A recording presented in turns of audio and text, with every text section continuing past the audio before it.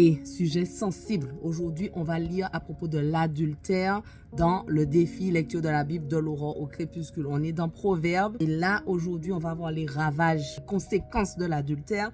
Donc si jamais tu es dans cette situation-là ou si tu avais l'intention, tu sentais que tu allais vers cette voie, écoute jusqu'à la fin, ça va t'aider je pense à te ramener sur le droit chemin. Ok? Toujours avec amour, avec bienveillance, le Seigneur connaît les cœurs. Merci Seigneur parce que vraiment tu parles d'une manière ou d'une autre, mais là où on est Seigneur, tu arrives toujours à nous parler, à parler à nos cœurs. Donc je prie aujourd'hui Seigneur afin que tu puisses parler à ceux qui ont besoin d'entendre. Aide-nous à comprendre ce que tu veux nous dire et merci pour tous ceux qui sont avec moi dans ce défi, qu'on puisse arriver jusqu'au bout au nom de Jésus. Amen. Petit récap rapide. On a une prostituée qui a attiré un homme dans ses filets, mais elle-même, elle est mariée. Enfin bref, et comment fuir l'immoralité? Ça, c'était hier. Précision importante, c'est pour femmes et hommes. Donc, Proverbe 7, verset 18.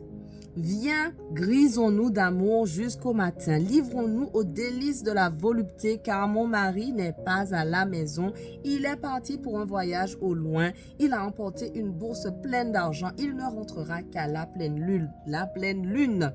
À force d'artifice, elle le fit fléchir. Par ses doux propos, elle l'entraîna. Alors, il se mit soudain à la suivre, comme un bœuf qui va à l'abattoir, comme un fou qu'on lie pour le châtier, jusqu'à ce qu'une flèche lui transperce le foie, comme un oiseau qui se précipite dans le filet sans se douter qu'il y va de sa vie.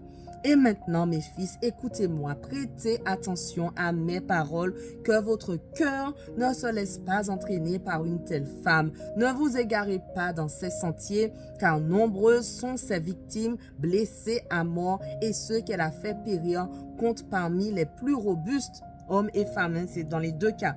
Sa maison est le chemin du séjour des morts qui mène directement aux demeures de la mort. Franchement, si tu es dans cette situation-là, tu as un secret, tu n'arrives pas à gérer, tu te dis, mais comment je vais faire là? Je suis allé trop loin, je ne peux plus. Je mène cette double vie. Je veux te dire aujourd'hui que Dieu, il est là, sa grâce est là. Il faut prendre une décision. Ce ne sera pas facile, mais si tu es tombé sur cette vidéo-là aujourd'hui, ce n'est pas un hasard. Donc, je prie que Dieu puisse vraiment toucher le cœur de chacun et que les bonnes décisions soient prises. Ferme la parenthèse. Proverbe 8. Écoutez, la sagesse appelle, la raison élève la voix, elle est postée sur les hauteurs, le long des routes, au carrefour, tout près des portes de la ville, là où l'on passe pour entrer, elle fait retentir sa voix. C'est à vous, humains, que je parle. C'est pour vous que ma voix se fait entendre. À vous, stupides, apprenez donc à réfléchir. Et à vous, insensés, devenez des gens raisonnables. Écoutez-moi, car j'ai à dire des choses capitales. Et ce sont des paroles justes qui franchiront mes lèvres. Oui, ma bouche proférera la vérité. Le mal fait horreur à mes lèvres et mon palais proclamera uniquement ce qui est juste. Il n'y aura rien d'équivoque ni de retort dans mes paroles. Elles sont toutes justes. Pour qui comprend les choses, toutes sont judicieuses. Pour qui a de la science, recherchez mon éducation plutôt que de l'argent et choisissez la connaissance plutôt que l'or le plus pur. Car la sagesse est préférable aux perles précieuses et les biens les plus désirables ne sauraient l'égaler. Moi, je suis la sagesse. J'habite à côté de la réflexion. J'ai découvert la science et la circonspection. Révérer l'Éternel, c'est détester le mal. Je déteste l'orgueil, la suffisance, la conduite mauvaise et la bouche menteuse. C'est à moi qu'appartiennent les bons conseils et la prudence. Je possède l'intelligence et la puissance. C'est par moi que règnent les rois et que les princes décrètent les lois justes. Par moi gouvernent tous les chefs, tous les hommes d'État et tous les magistrats sur terre. Moi, j'aime ceux qui m'aiment et ceux qui me recherchent ne manquent pas de me trouver. Je suis accompagné de la richesse et de l'honneur, du bonheur et des biens durables. Mon fruit est plus précieux que l'or. Oui, même que l'or le plus fin, et les profits que je rapporte valent mieux qu'un argent de choix. Je marche sur la voie de la justice et je suis les sentiers de l'équité pour combler de biens ceux qui m'aiment et remplir leurs trésors.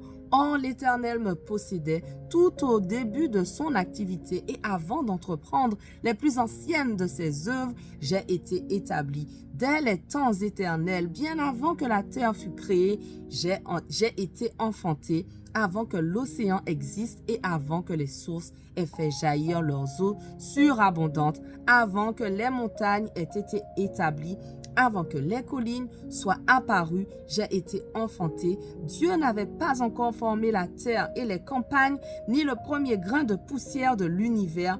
Moi, j'étais déjà là quand il fixa le ciel et qu'il traça un cercle autour de la surface du grand abîme. Et quand il condensa les nuages d'en haut, quand il fit jaillir avec force les sources de l'abîme, et quand il assigna à la mer des limites pour que ses eaux ne les franchissent pas, quand il détermina les fondements du monde, j'étais à ses côtés. Comme son maître d'œuvre, sans cesse objet de ses délices, je dansais devant lui. Jour après jour, jouant sur la surface de la terre, je trouvais mes délices dans les êtres humains. Maintenant donc, mes fils, écoutez-moi. Heureux tous ceux qui suivent les voies que je prescris. Écoutez mes leçons et vous deviendrez sages. Ne les négligez pas, car heureux l'homme qui m'écoute, qui vient veiller à mes portes jour après jour et qui monte la garde devant l'entrée de ma maison, car celui qui me trouve a découvert la vie. Il obtient la faveur de l'Éternel, mais il se fait tort à lui-même. Celui qui me désobéit, tous ceux qui me haïssent aiment la mort. Proverbe 9. La sagesse a bâti une maison et elle en a taillé les 7 colonnes. Elle a tué des bêtes pour son festin et elle a préparé son vin. Déjà, elle a dressé sa table. Elle a envoyé ses servantes pour lancer ses invitations. Elle appelle du haut des lieux les plus élevés de la ville. Venez par ici, entrez donc, vous qui n'avez pas d'expérience. À ceux qui manquent de bon sens, elle fait dire: venez et mangez de mon pain et buvez du vin que j'ai préparé. Abandonnez donc la stupidité et vous vivrez. Marchez sur la voie du discernement. Corriger un moqueur, c'est s'attirer la confusion, et reprendre un méchant, s'attirer un affront. Ne reprends donc pas le moqueur, car il te haïra. Si tu reprends un sage, il t'en aimera davantage. Oui, donne des conseils au sage, et il sera plus sage encore. Instruis le juste, il enrichira son savoir. La clé de la sagesse, c'est de révérer l'Éternel. Et la science des saints, c'est le discernement. Grâce à moi, la sagesse, tes jours seront multipliés et des années seront ajoutées à ta vie. Si tu es sage, c'est toi qui en profiteras. Mais si tu es moqueur, tu en porteras seul la peine. La folie est une femme bruyante. Elle est sotte et n'y connaît rien. Elle s'assied à la porte de sa maison. Elle place son siège au point les plus élevés de la ville pour interpeller les passants qui vont droit leur chemin, qui manquent d'expérience, qui viennent par ici, à qui il manque du bon sens. Elle déclare: les eaux dérobées sont plus douces et le pain mangé en secret est savoureux, mais ils ne savent pas que chez elle se rassemblent les morts et que ses invités sont déjà au séjour des morts. Proverbe 10. Un fils qui a de la sagesse fait le bonheur de son père, mais un fils insensé cause du chagrin à sa mère. Des biens mal acquis ne profitent pas, mais mener une vie juste sauve de la mort. L'Éternel ne permet pas que l'homme droit souffre de la faim, mais il frustre les désirs des méchants. La main nonchalante appauvrit, mais la main active enrichi. Celui qui amasse des provisions en été est un homme intelligent, mais celui qui dort pendant la moisson est un fils qui fait honte. Des bénédictions reposent sur la tête du juste, mais les paroles des méchants cachent la violence.